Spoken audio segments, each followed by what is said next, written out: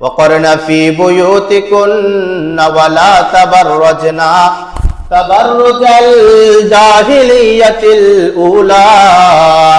আল্লাহ পাক রব্বুল আলামিন বলেন, হে নারী সম্প্রদায়, তোমরা তোমাদের ঘরের ভিতর অবস্থান করো ওই জাহিলি যুগের নারীদের মতো। তোমরা দুনিয়ার জমিনের মধ্যে চলাফেরা করো না। জাহিলি যুগের নারীরা দুনিয়ার জমিনের মধ্যে যেই রকম চলাফেরা করলো, তোমরা সেই রকম চলাফেরা করিও না। ওয়াকরনা ফি বুয়ুতিকুন্না ওয়ালা তাবাররাজনা তাবাররুজাল জাহিলিয়াতিল উলা। তাহলে জাহিল যুগের নারীরা দুনিয়ার জমিনের মধ্যে যেই রকম চলাফেরা করলো, আর বর্তমান যেই সমস্ত আমাদের মা বোনরা আছে তাদেরকে সতর্ক করতে হবে, ওই জাহিল যুগের নারীরা যেই রকম চলাফেরা করেছে তোমরা সেই রকম চলাফেরা করতে পারবে না। এই আয়াতের প্রসঙ্গে মুফাসসির কেরামরা বলেন যে জাহিল যুগের নারীরা কিভাবে চলাফেরা করেছে। আমাদের বর্তমানের মা বোনরা যে জামাগুলা পরিধান করে, তো মা বোনদের সাধারণত জামাগুলা এখান থেকে কাটা শুরু হয়, কিন্তু জাহিলি যুগের নারীদের জামা কাপড় গলা থেকে কাটা শুরু হইতো, অর্থাৎ দোনো পাশ থেকে পাড়া থাকতো, দোনো পাশ থেকে পাড়া থাকতো। এরকম ভাবে তারা দুনিয়ার জমিনের মধ্যে চলাফেরা করেছে। আল্লাহ পাক রব্বুল আলামিন আয়াতের মধ্যে আমাদেরকে জানিয়ে দিয়েছেন, জাহিলি যুগের নারীরা যেই রকম চলাফেরা করেছে তোমরা সেই রকম চলাফেরা করিও না। এজন্য নারীদের পর্দার ক্ষেত্র হলো দুইটা। কয়টা ভাই? নারীদের পর্দার ক্ষেত্র হলো দুইটা। একটা হচ্ছে তারা ঘরের ভিতর পর্দা করবে, দুই নাম্বার হচ্ছে তারা বাহিরে গেলে তখন পর্দা করবে। এ পর্দার ক্ষেত্র হলো দুইটা। নারী সম্প্রদায় যখন ঘরের মধ্যে অবস্থান করবে তখন তাদের পর্দার ক্ষেত্র হবে ঘরের ভিতর এমন ভাবে চলাফেরা করবে, ঘরের ভিতরে এমন ভাবে চলাফেরা করবে যেন তার সৌন্দর্য তার আত্মীয় স্বজন যারা আছে, পরপুরুষ যারা আছে, তারা যেন না দেখতে পারে। ঠিক না ভাই? কারণ ঘরের ভিতরে তো আর নারী সম্প্রদায় সারাক্ষণ বোরকা পরিধান করে থাকবে না, থাকবে ভাই? থাকবে না। তো আপনি ঘরের ভিতরে এমন ভাবে চলাফেরা করতে হবে আপনার চাচতো ভাই, মামতো ভাই, খালতো ভাই যারা আছে কেউ যেন আপনার সৌন্দর্য না দেখতে পারে। আরে অন্য হাদিসের মধ্যে বলা হয়েছে, কোন মেয়ের রুমের ভিতরে যখন বাবা প্রবেশ করবে তখন মেয়ের অনুমতি নিয়ে তারপরে বাবা প্রবেশ করবে। মেয়ে কি করবে? মেয়ে যখন রুমে থাকবে, বাবা যখন মেয়ের রুমে প্রবেশ করবে, বাবা মেয়ের থেকে অনুমতি নিয়ে অর্থাৎ সালাম দিবে, অনুমতি নিয়ে এরপরে মেয়ের রুমে প্রবেশ করব। তো এই ক্ষেত্রে তো ঘরের ভিতরে যদি আত্মীয় স্বজন আসে, মামাতো ভাই, চাচাতো ভাই, খালাতো ভাই যারা আছে, ফুফাতো ভাই যারা আছে, তাদের সাথে দেখা দেওয়া যাবে ভাই? দেখা দেওয়া তো যাবে না। এজন্য আমাদের আল্লামা মুফতি মুস্তাক নবী কাসিমি হাফিজাউল্লাহ তিনি বলেন যে যত তওবাই রয়েছে, মেয়েদের জন্য যত তওবাই রয়েছে কারোর সাথে দেখা সাক্ষাৎ করা যাবে না। আর ছেলেদের জন্য যত তওবন রয়েছে কারোর সাথে দেখা সাক্ষাৎ করা যাবে না। এখন কি বিধানটা আমাদের কার্যকর হয়? এই বিধানটা কিন্তু হয় না। থাকতো বেলা তো চাচতো ভাই, মামতো ভাই, খালতো ভাই এগুলো তো নাই। আর যত দুনিয়া যা আছে সবার সাথে মানুষ দেখা সাক্ষাৎ করে বেড়ায়। ঠিক না ভাই? তাহলে ঘরের ভিতরে এক নম্বর নারী সম্প্রদায়ের পর্দার ক্ষেত্র হলো ঘরের ভিতর এমন ভাবে চলাফেরা করবে যেন ঘরের লোক, তার আত্মীয় স্বজন যারা আছে তারা যেন তাকে না দেখতে পারে, এমন ভাবে চলাফেরা করবে। দুই নাম্বার নারী সম্প্রদায়ের পর্দার ক্ষেত্র হলো তারা যখন বাজারে ঘাটে চলাফেরা করবে এমন ভাবে চলাফেরা করবে যেন তাদের সৌন্দর্য পরপুরুষ না দেখতে পারে, এমন ভাবে চলাফেরা করবে, এমন ভাবে চলাফেরা করবে। এখন তো বর্তমান আধুনিক জমানা হয়ে গিয়েছে। নারী সম্প্রদায় যখন বাজারের উদ্দেশ্যে রওনা হয় তখন তারা তাদের শরীরের মধ্যে পারফিউম ইউজ করে তারপরে দুনিয়াতে চলাফেরা করে না? অথচ এগুলো তাদের জন্য হারাম। তাদের জন্য কি? আপনি সাজবেন শুধু আপনার স্বামীর জন্য। কার জন্য ভাই? আপনি সাজবেন আপনার শুধু স্বামীর জন্য, অন্য কারোর জন্য তো আপনি সাজতে পারবেন না। তাহলে নারী সম্প্রদায়রা যখন বাহিরের মধ্যে চলাফেরা করবে তখন তারা এমন ভাবে চলাফেরা করবে যেন তাদের সৌন্দর্য কোন পরপুরুষ যেন না দেখতে পারে, এমন ভাবে তারা চলাফেরা করবে। এটা ওরা নারী সম্প্রদায়দের দুই নম্বর ক্ষেত্র, এই দুইটা ক্ষেত্র। অন্য হাদিসের মধ্যে বলা হয়েছে 3 শ্রেণীর ব্যক্তির দিকে আল্লাহ রাব্বুল আলামিন কিয়ামতের ময়দানে আল্লাহর রহমতের দৃষ্টি দিবেন না। কয় শ্রেণীর ব্যক্তি ভাই? 3 শ্রেণীর ব্যক্তির দিকে আল্লাহ পাক রব্বুল আলামিন আল্লাহ পাকের রহমতের দৃষ্টি দিবেন না। আচ্ছা বলুন তো, যে ব্যক্তির দিকে আল্লাহ পাক রহমতের দৃষ্টি দিবেন না, ওই ব্যক্তির কিয়ামতের ময়দানে কি অবস্থা হবে? তার কোনো বাঁচার কোনো গতি আছে? না, বাঁচার কোনো গতি নাই। 1 নাম্বার হলো আল্লাহ পাক রব্বুল আলামিন কিয়ামতের ময়দানে 3 শ্রেণীর ব্যক্তির দিকে আল্লাহ পাকের রহমতের দৃষ্টি দিবেন না। 1 নাম্বার প্রকার হলাম ওই সমস্ত মা বাবার ছেলে সন্তানরা, যারা ওই সমস্ত ছেলে সন্তান যারা তাদের মায়ের সাথে বেয়াদবি করে, মায়ের সাথে অন্যায় কাজ করে, বাবার সাথে বেয়াদবি করে, এই সমস্ত ছেলে সন্তানের দিকে আল্লাহ পাক রব্বুল আলামিন কিয়ামতের ময়দানে আল্লাহ পাকের রহমতের দৃষ্টি দিবেন না। 2 নাম্বার ব্যক্তি হলো ওই সমস্ত নারী সম্প্রদায়রা যারা দুনিয়ার জমিনের মধ্যে পুরুষদের আকৃতি গ্রহণ করেছে। কার আকৃতি ভাই? পুরুষদের আকৃতি। যেমন ধরেন পুরুষরা জিন্সের প্যান্ট পরিধান করে, নারী সম্প্রদায় জিন্সের প্যান্ট পরিধান করে চলে, পুরুষরা শার্ট পরিধান করে চলে, নারী সম্প্রদায় শার্ট পরিধান করে চলে। তা আপনি নারী সম্প্রদায়দের আকৃতি গ্রহণ করার কারণে আল্লাহ পাক রব্বুল আলামিন কিয়ামতের ময়দানে আল্লাহ পাকের রহমতের দৃষ্টি দিবেন না। তো মাঝে মধ্যে অনেক দেখা যায় যে মেয়েগুলাকে ছেলেদের আকৃতি গ্রহণ করায়, অর্থাৎ ছেলেরা যে রকম পোশাক পরিধান করে নারী সম্প্রদায় সেরকম পোশাক পরিধান করে। এই যে আপনি ছেলেদের আকৃতি গ্রহণ করার কারণে আল্লাহ পাক রব্বুল আলামিন আপনার দিকে কিয়ামতের ময়দানে আল্লাহর রহমতের দৃষ্টি দিবেন না। তো মালিক যদি আপনার দিকে মালিকের রহমতের দৃষ্টি না দেয় তো আপনার কি অবস্থা হবে? আপনার কি অবস্থা এটা চিন্তা করেন আমার মা বোনরা, মনোযোগ সহকারে কথাগুলো শুনেন। শুধুমাত্র ছেলেদের আকৃতি, এখন বর্তমান তো আধুনিক জামানা হয়ে গিয়েছে। হাদিসের মধ্যে বলা হয়েছে ছেলেরা টাকনুর উপর জামা পরিধান করবে, পায়জামা পরিধান করবে। এখন তো কিন্তু ব্যতিক্রম হয়ে গিয়েছে, মেয়েরা টাকনুর উপর পায়জামা পরিধান করে আর ছেলেরা টাকনুর নিচে চলে গিয়েছে, ঠিক না ভাই? জিন্সের প্যান্ট পরে একেবারে মাটির সাথে লেগে যায়। ছেলেরা জিন্সের প্যান্ট পরিধান করে একেবারে মাটির সাথে লেগে যায়, আর মেয়ে সম্প্রদায়রা তারা পরিধান করে টাকনুর উপর পরিধান করে। এই যে একজন একজনের আকৃতি গ্রহণ করার কারণে আল্লাহ পাক রব্বুল আলামিন কিয়ামতের ময়দানে আল্লাহর রহমতের দৃষ্টি দিবেন না। এটা হলো 2 নাম্বার। 3 নাম্বার, আল্লাহ পাক রব্বুল আলামিন ওই সমস্ত মা বাবার দিকে আল্লাহ পাক রহমতের দৃষ্টি দিবেন না যাদেরকে হাদিসের ভাষ্যের মধ্যে বলা হয়েছে দায়ুসের দিকে আল্লাহ পাক রব্বুল আলামিন আল্লাহ পাকের রহমতের দৃষ্টি দিবেন না। হাদিসের মধ্যে বলা হয়েছে দায়ুস কাদেরকে বলা হয়? যে সমস্ত মা বাবার ছেলে সন্তানরা দুনিয়ার জমিনের মধ্যে অবৈধ সম্পর্ক করে বেড়ায়, কিন্তু মা বাবা কিছুই বলে না, মা বাবার অন্তরের ভিতরে আছে বর্তমান আধুনিক জামানা ছেলে সন্তান তো অবৈধ সম্পর্ক করবে, এই অবৈধ সম্পর্ক করে ছেলে সন্তান দুনিয়ার জমিনের মধ্যে বেড়ায়, আর মা বাবা যদি তাদেরকে বাধা যদি না দেয় এদেরকে বলা হয়েছে দায়ুস।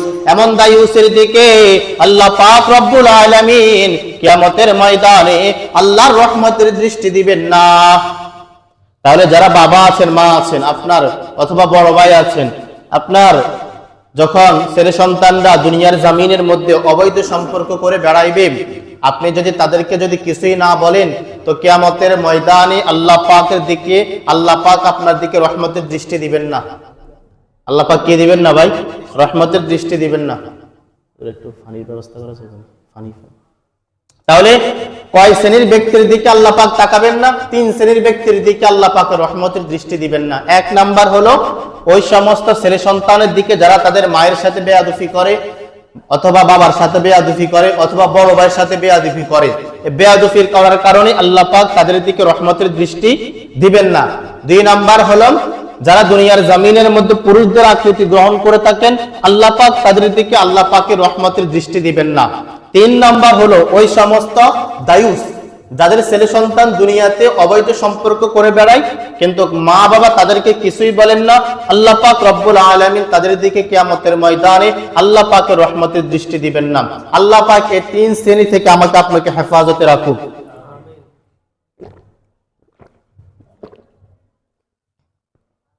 তো বলতেছিলাম কি, পর্দা করতে হবে দুনিয়ার জামিনের মধ্যে। এখন দেখেন এই সম্পর্কে আরো একটা হাদিস বলি।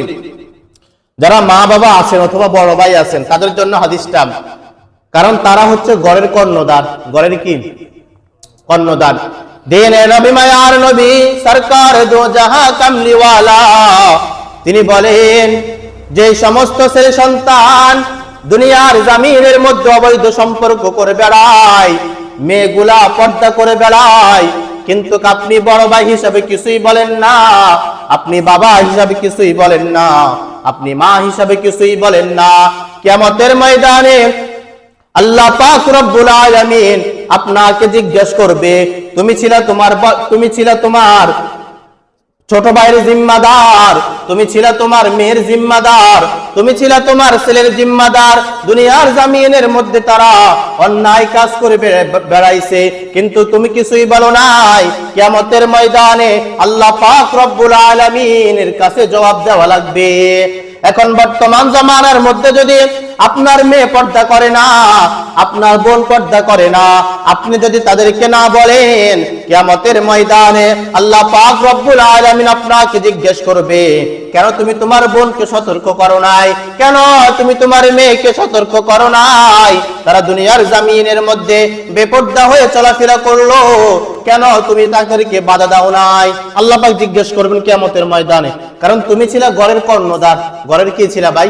ঘরের জিম্মাদার ছিলা। কেউ আছে বাবা, কে বড় ভাই, সবাই ঘরের কর্ণধার, জিম্মাদার। তাদেরকে যদি না বলেন, ছোটদেরকে যদি না বলেন, তো কিয়ামতের ময়দানে আল্লাহ পাকের কাছে জবাব দেওয়া লাগবে। আল্লাহ পাকের কাছে জবাব দেওয়া লাগবে। আর যে বোনটাকে এবং যে মেয়েটাকে আপনি পর্দার কথা বলতেছেন না, এই মেয়েটা কিয়ামতের ময়দানে আপনাকে আল্লাহর আদালতের মধ্যে দাঁড় করাবে। কিভাবে?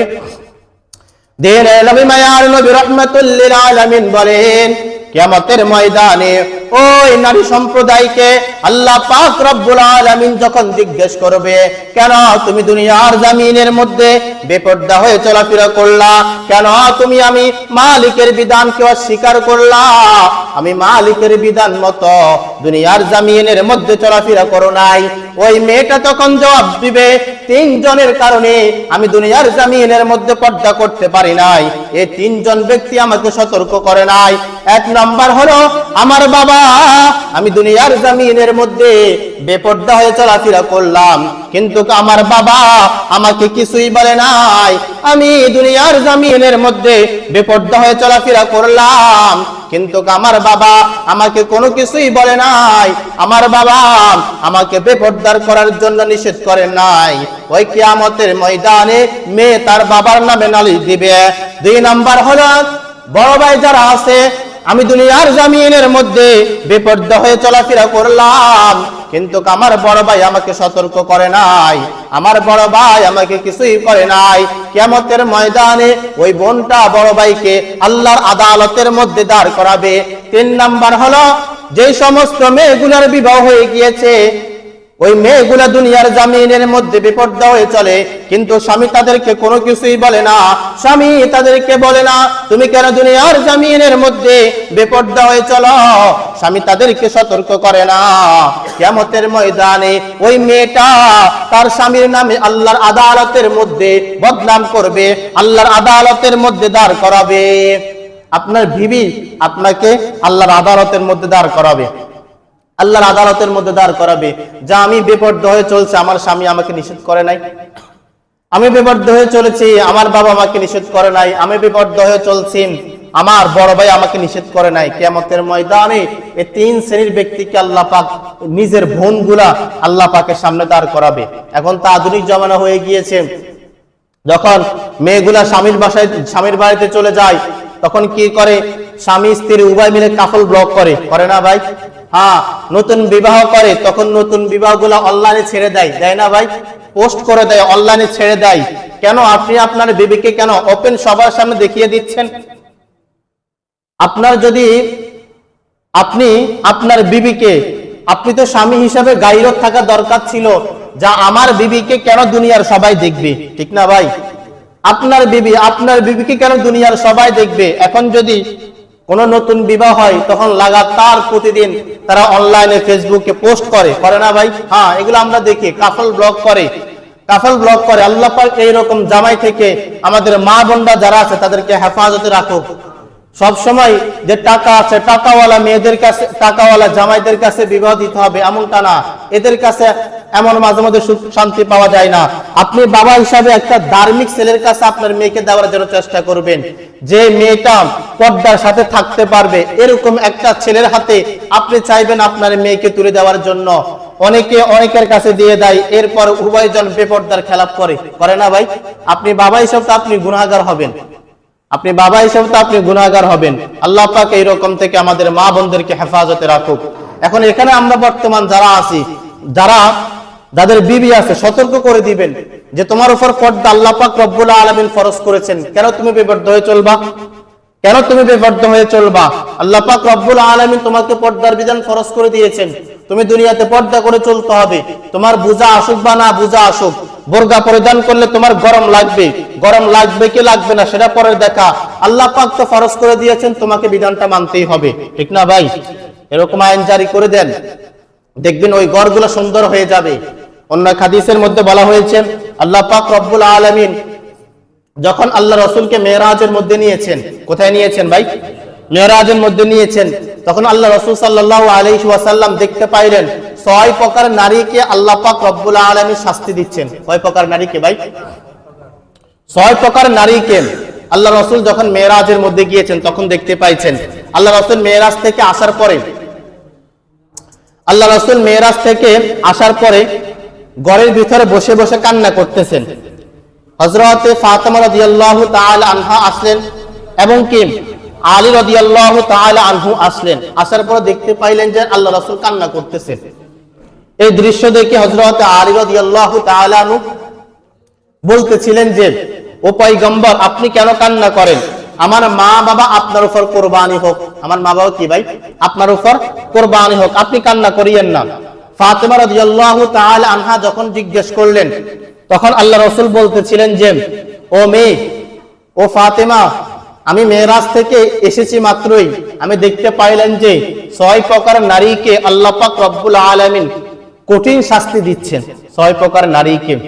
এখন এই 6 প্রকারটা আমরা মিলাবো, আমাদের মা বোনরা কি এই 6 প্রকারের অন্তর্ভুক্ত আছে কিনা? যদি থাকে আপনি জামা হিসাবে আজকে সতর্ক করে দিবেন যে 6 প্রকার অন্তর্ভুক্ত তুমি হইতে পারবে না। যদি হও তাহলে কিন্তু আল্লাহ পাকের জান্নাতের মধ্যে তুমি কখনোই যেতে পারবে না, কখনোই যেতে পারবে না।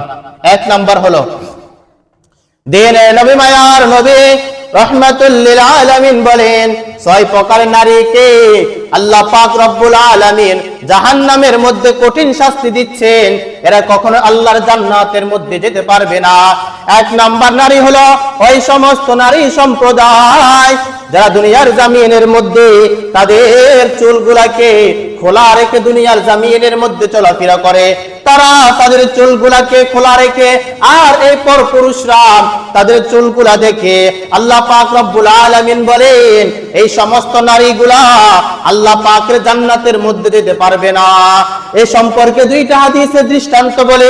1 নাম্বার, আল্লাহ রাসূল যখন মেরাজের মধ্যে গিয়েছিলেন, 1 নাম্বার হাদিস হলো আল্লাহ রাসূল সাল্লাল্লাহু আলাইহি ওয়াসাল্লাম দেখতে পাইলেন যে কয়েকটা নারী সম্প্রদায়কে আল্লাহ পাক রব্বুল আলামিন তাদের বুকের মধ্যে লোহার আংটা লাগাইয়া তাদেরকে আগুনের মধ্যে বাজি করতেছিল। আল্লাহ রাসূল তখন জিজ্ঞাসা করতে লাগলেন, ও ভাই জিবরাইল, এরা কারা? জিবরাইল আলাইহিস সালাম তখন বলতেছিলেন, এরা দুনিয়ার জমিনের মধ্যে আপনার ওই সমস্ত নারী সম্প্রদায় যারা দুনিয়ার জমিনের মধ্যে তাদের বুকের মধ্যে ওড়না পরিধান করে নাই, এই জন্য আল্লাহ পাক রব্বুল আলামিন তাদের বুকের মধ্যে লোহার আংটা লাগাইয়া তাদেরকে আগুনের মধ্যে বাজি করতে থাকবেন, তাদেরকে আগুনের মধ্যে বাজি করতে থাকবেন। আমাদের মা বোনরা যারা বুকের মধ্যে ওড়না পরিধান করবে না। এরপরে আল্লাহ রাসূল সাল্লাল্লাহু আলাইহি ওয়াসাল্লাম যখন আরো একটু সামনে গেলেন তখন দেখতে পাইলেন যে আল্লাহ পাক রব্বুল আলামিন কয়েকটা নারী সম্প্রদায়কে তাদের মাথার মধ্যে লোহার আংটা লাগাইয়া তাদেরকে আগুনের মধ্যে বাজি করতেছিলেন। আল্লাহ রাসূল জিজ্ঞেস করতে লাগলেন, ও ভাই জিবরাইল, এরা কারা? জিবরাইল আলাইহিস সালাম তখন বলতেছিলেন, এরা দুনিয়ার জমিনের মধ্যে আপনার ওই উম্মতের নারীরা, যারা দুনিয়ার জমিনের মধ্যে তাদের মাথার মধ্যে ওড়না পরিধান করে নাই, এই জন্য আল্লাহ পাক রব্বুল আলামিন তাদের মাথার মধ্যে লোহার আংটা লাগাইয়া তাদেরকে আগুনের মধ্যে বাজি করতে থাকবেন, তাদেরকে আগুনের মধ্যে বাজি করতে থাকবেন। তাহলে এক নাম্বার ওই সমস্ত নারীরা যারা তাদের চুলগুলা খোলা রাখে। চুলগুলা কি রাখে ভাই? খোলা রাখে। এই চুলগুলা খোলা রাখার কারণে পর পুরুষরা দেখে ফেলায়, এজন্য আল্লাহ পাক রব্বুল আলামিন তাদেরকে শাস্তিগুলা দিবেন। এখন আপনি স্বামী হিসেবে তো আপনার কর্তব্য হলো আপনার স্ত্রী কিভাবে পর্দার ভিতরে থাকা যায় সে চিন্তা করা, ঠিক না ভাই? আল্লাহ রাসূল হাদিসের মধ্যে বলেন যে আল মারআতু আওরা, আল মারআতু আওরা। নারী সম্প্রদায় যারা আছেন তারা তাদের পুরা দেহটা আবৃত করে রাখবেন, কোনো যেন পর পুরুষ না দেখতে পারে। চুলগুলাও যেন না দেখতে পারে, এরকম সতর্কতা অবলম্বন করা। তাহলে এক নম্বর প্রকার হলো ওই সমস্ত নারীরা যারা দুনিয়াতে চলাফেরা করে কিন্তু তাদের চুলগুলা পর পুরুষ দেখে, এরা কখনোই আল্লাহর জান্নাতের মধ্যে যেতে পারবে না। দুই নম্বর নারী সম্প্রদায়, দুই নম্বর হলো ওই সমস্ত নারী সম্প্রদায় যারা তাদের স্বামীর সাথে তর্ক বিতর্ক করে, স্বামীর কথা মতন দুনিয়ার জমিনের মধ্যে চলাফেরা করে না, স্বামীর মুখে মুখে তর্ক করে। আল্লাহ পাক রব্বুল আলামিন বলেন যে ওই সমস্ত নারী সম্প্রদায় কখনো আল্লাহর জান্নাতের মধ্যে যেতে পারবে না। এই সম্পর্কে আল্লাহ রাসূল হাদিসের মধ্যে বলেন, আমি যখন মেরাজের মধ্যে গিয়েছিলাম তখন দেখতে পাইলাম যে আল্লাহ পাক রব্বুল আলামিন কয়েকটা নারী সম্প্রদায়কে তাদের মুখের ভিতর লোহার আংটা লাগাইয়া তাদেরকে আগুনের মধ্যে বাজি করতেছিল। আল্লাহ রাসূল জিজ্ঞাসা করতে লাগলেন, ও ভাই জিবরাইল, এরা কারা? জিবরাইল আলাইহিস সালাম তখন বলতেছিলেন, এরা দুনিয়ার জমিনের মধ্যে আপনার ওই সমস্ত নারী সম্প্রদায় যারা দুনিয়ার জমিনের মধ্যে তাদের স্বামীর সাথে বেয়াদবি করেছে, স্বামীর সাথে অন্যায় করেছে, স্বামীর মুখে মুখে তর্ক করেছে, এদেরকে আল্লাহ পাক রব্বুল আলামিন কিয়ামতের ময়দানে তাদের মুখের মধ্যে লোহার আংটা লাগাইয়া তাদেরকে আগুনের মধ্যে বাজি করতে থাকবেন। তাহলে নারী সম্প্রদায় যারা আছে তারা যদি তাদের স্বামীর সাথে তর্ক বিতর্ক করে, বেয়াদবি করে, স্বামীর মুখের উপর তর্ক বিতর্ক করে, এদেরকে আল্লাহ পাক রব্বুল আলামিন কিয়ামতের ময়দানে মুখের ভিতরে লোহার আংটা লাগাইয়া লটকাইয়া আর তাদেরকে আগুনের মধ্যে বাজি করতে থাকবেন। এইজন্য নারী সম্প্রদায় যারা আছেন, আমাদের মা বোনরা যারা আছেন, যারা শুনতেছেন, কখনো তাদের স্বামীর সাথে বেয়াদবি করা যাবে না, তর্ক বিতর্ক করা যাবে না। আরে স্বামীদের ব্যাপারে তো এমন বলা হয়েছে, আল্লাহর পরে যদি কাউকে নারী সম্প্রদায়কে সিজদা করার জন্য বলা হইতো তাহলে তাদের স্বামীদেরকে বলা হইতো। কাদেরকে বলা হইতো ভাই? স্বামীদেরকে বলা হইতো। এজন্য কখনোই নারী সম্প্রদায় যারা আছেন স্বামীর সাথে বেয়াদবি করবেন না, স্বামীর মুখের উপর তর্ক বিতর্ক করবেন না। আল্লাহ পাক এরকম থেকে আমাদের মা বোনদেরকে হেফাজতে রাখুক। 3 নম্বর নারী সম্প্রদায় যাদেরকে আল্লাহ পাক কখনো আল্লাহ পাকের জান্নাত দিবেন না। 3 নম্বর নারী সম্প্রদায় হলো ওই সমস্ত নারী সম্প্রদায় যারা তাদের স্বামী থাকা সত্ত্বেও পরপুরুষের সাথে কথা বলে, পরপুরুষের সাথে কথা বলে। ইচ্ছাকৃতভাবে কোন নারী সম্প্রদায় যদি পরপুরুষের সাথে কথা বলে, এই নারীগুলোকে আল্লাহ পাক রব্বুল আলামিন কখনোই আল্লাহ পাক জান্নাত দিবেন না।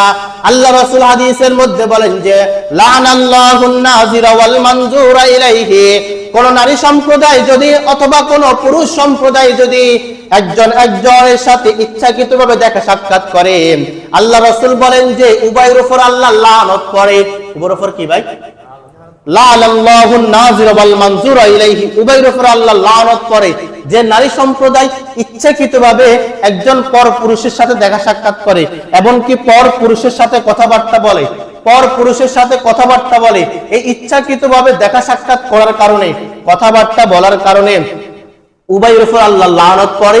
আর এই নারী সম্প্রদায় গুলা তার স্বামী থাকা সত্ত্বেও অন্যান্য পর পুরুষের সাথে কথাবার্তা বলার কারণে আল্লাহ পাক রব্বুল আলামিন কখনোই আল্লাহ পাকের জান্নাত তাদেরকে দিবেন না। আল্লাহ পাক তাদের জন্য রেখে দিয়েছেন জাহান্নাম। কি রেখে দিয়েছেন ভাই? জাহান্নাম রেখে দিয়েছেন। এটা হচ্ছে 3 নম্বর। 4 নম্বর নারী সম্প্রদায় হলো ওই সমস্ত নারী সম্প্রদায় যারা দুনিয়ার জমিনের মধ্যে নাপাকি হওয়ার পরে পবিত্রতা অবলম্বন করে না, কি করে না ভাই? পবিত্রতা অবলম্বন করে না, ইচ্ছাকৃতভাবে নাফাকি অবস্থায় থাকে কিন্তু পবিত্রতা অবলম্বন করে না। এই যে আপনি পবিত্রতা অবলম্বন না করার কারণে, আল্লাহ পাক রব্বুল আলামিন আল্লাহ পাকের জান্নাত আপনাকে দিবে না, আল্লাহ পাকের জান্নাত আপনাকে দিবে না। এজন্য নারী সম্প্রদায় যারা আছে তারা যখন নাপাকি অবস্থায় থাকবে তখন পবিত্রতা অবলম্বন করতে হবে। এই 4 নম্বর নারী সম্প্রদায় কখনোই আল্লাহর জান্নাতের মধ্যে যেতে পারবে না। 5 নম্বর নারী সম্প্রদায় হলো যারা দুনিয়ার জমিনের মধ্যে মিথ্যা কসম খায়। কি কসম খায়? মিথ্যা কসম খায়। যেমন ধরেন ঘরের ভিতরে আপনি নারী, এমনও হইতে পারে আপনি আপনার জামাইকে একটা কথা বলছেন মিথ্যা কসম, আবার আপনি আপনার শাশুড়িকে আরেকটা মিথ্যা কসম বলছেন, উভয় উপর গ্যাঞ্জাম লাগিয়ে দিয়েছেন। এরকম হয় না ভাই? এরকম নারী সম্প্রদায় থাকে না?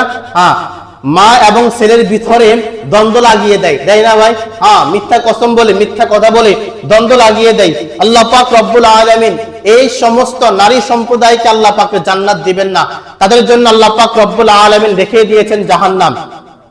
এরপরে 6 নম্বর ওই সমস্ত নারী সম্প্রদায় যারা দুনিয়ার জমিনের মধ্যে মানুষদেরকে হিংসা করে, অমুকের পরিবারের মধ্যে অনেক কিছু হয়, অমুকের জামাই অনেক কিছু করতে পারতেছে, অমুকের মেয়ের বিবাহ হয়ে যাইতেছে, এরকম হিংসা বিদ্বেষ থাকেন, এরকম সম্প্রদায় নারীগুলা যারা আছে তাদেরকে আল্লাহ পাক রব্বুল আলামিন কখনো আল্লাহ পাকের জান্নাত দিবেন না।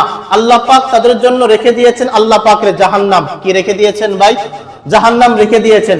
তাহলে 6 প্রকার নারীকে আল্লাহ পাক কি দিবেন না? আল্লাহ পাকের জান্নাত দিবেন না। 1 নম্বর প্রকার বলতেছিলাম, যে সমস্ত নারীগুলা সংক্ষিপ্ত আকারে বলতেছি, মনোযোগ সহকারে শুনেন।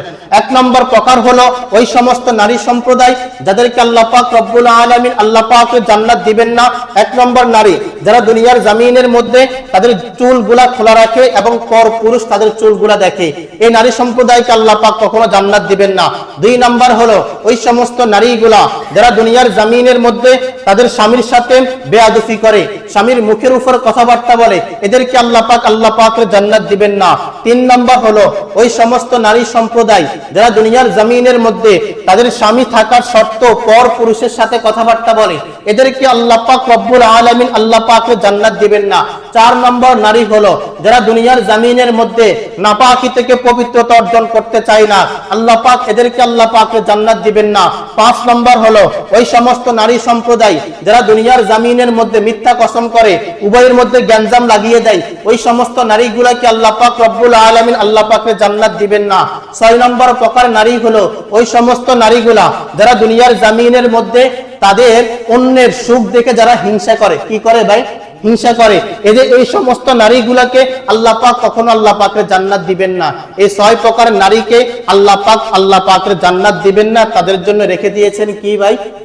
জাহান্নাম রেখে দিয়েছেন। আল্লাহ রাসূল মেরাজের মধ্যে যখন গিয়েছেন, জান্নাত জাহান্নাম যখন সফর করেছেন, আল্লাহ রাসূল বলেন এই 6 প্রকার নারীকে আমি কঠিন শাস্তি দিকে দেখেছি, এই 6 প্রকার নারী কখনো আল্লাহ পাকের জান্নাতের মধ্যে যাবে না। এখন আমাদের নারী সম্প্রদায় যারা আছেন, আপনারা একটু চিন্তা করেন যে আপনারা এই 6 প্রকারের ভিতরে অন্তর্ভুক্ত আছেন কিনা। যদি এই 6 প্রকারের অন্তর্ভুক্ত হয়ে থাকেন তো কখনোই আপনি আল্লাহর জান্নাতের মধ্যে যেতে পারবেন না, কখনোই পারবেন না। আর পুরুষ সম্প্রদায় যারা আছে, আপনারও গায়রত থাকা দরকার যে আপনার বিবি দুনিয়াতে বেপর্দা হয়ে চলে, পর পুরুষের সাথে দেখা সাক্ষাৎ করে, কিন্তু আপনি কিছুই বলেন না, আপনাকেও কিয়ামতের ময়দানে আল্লাহর আদালতের মধ্যে জবাব দেওয়া লাগবে, আল্লাহর আদালতের মধ্যে জবাব দেওয়া লাগবে। এজন্য আমরা যারা আছি আমাদের মা বোনদেরকে পর্দা করার কথা বলবেন তো ইনশাআল্লাহ ভাই? পর্দা করার জন্য বলবেন। যে সমস্ত নারী সম্প্রদায়গুলো পর্দা করেন, আপনি পুরুষ, আপনি তার স্বামী, তাদেরকে বলবেন, সতর্ক করবেন, আল্লাহ পাক তোমাকে দুনিয়াতে পাঠাইছেন পর্দা করার জন্য, যে ফরজ বিধানটা আছে এই ফরজ বিধানটা তুমি অবলম্বন করো। এখন দেখেন, যদিও পর্দা করে কিন্তু মুখটা খোলা রাখে না ভাই? হ্যাঁ, এটা একটা আধুনিক জমানা হয়ে গিয়েছে, মুখ খোলা রাখে। অথচ এই সম্পর্কে আল্লাহ রাসূলের কঠিন নিদর্শন রয়েছে যে মহিলাদের আলমারআতু আওলা, মহিলারা পুরো দেহটা আবৃত করে রাখবেন। আল্লাহ রাসূল সাল্লাল্লাহু আলাইহি ওয়াসাল্লাম যখন কোনো যুদ্ধের ময়দানে যাইতেন তখন লটারি দিতেন। আল্লাহ রাসূলের যে বিবিগুলো আছে, যে কোনো একজন বিবিকে আল্লাহ রাসূল সাথে নিয়ে যাইতেন। তো ইফকের এক যুদ্ধ, আল্লাহ রাসূল যখন এক যুদ্ধের ময়দানে যাবেন তো ওই জায়গার মধ্যে লটারি দিলেন, আম্মাজান আয়েশার নাম উঠছে। কার নাম উঠছে ভাই? আম্মাজান আয়েশার নাম উঠছেন। দিনে নবী মায়ার নবী রাহমাতুল লিল আলামিন যখন যুদ্ধের ময়দান থেকে ফিরে আসতেছিলেন, পথে মধ্যে একটা জায়গার মধ্যে অবস্থান করলেন। আম্মা জান আয়েশা সিদ্দিকা ছিল ফালকির মধ্যে। কিসের মধ্যে ছিল? আম্মা জান আয়েশা সিদ্দিকা রাদিয়াল্লাহু তাআলা আনহা ছিলেন একেবারে পাতলা, মানে চিকন ছিল আরই। তো ফালকির মধ্যে থাকলেও বোঝা যাইতো না, বোঝা যাইতো না।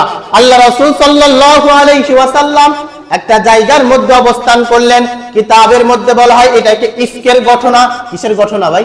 ইফকের ঘটনা বলা হয়। তারা তাদের প্রয়োজন হাজন পূরণ করতেছিল। আম্মা জান আয়েশা সিদ্দিকা রাদিয়াল্লাহু তাআলা আনহা তিনার হাজত প্রয়োজন করার জন্য একটু জঙ্গলের ভিতরে গিয়েছিলেন, পাশে মধ্যে মরুভূমির অঞ্চলের মধ্যে। আম্মা জান আয়েশা সিদ্দিকা রাদিয়াল্লাহু তাআলা আনহার হারটা হারানো গিয়েছে। কি গিয়েছে ভাই? হার। গলার ভিতরে একটা হার ছিল, হারটা হারানো গিয়েছে।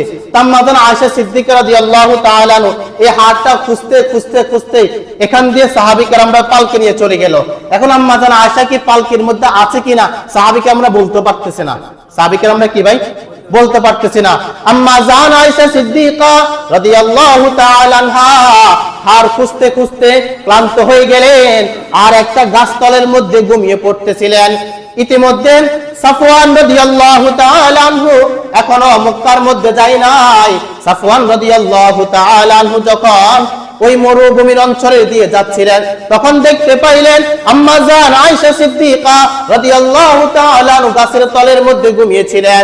যখন সাফওয়ান রাদিয়াল্লাহু তাআলা আনহু আম্মা জান আয়েশাকে দেখতে পাইলেন, সাথে সাথে বলতেছিলেন ইন্না লিল্লাহি ওয়া ইন্না ইলাইহি রাজিউন।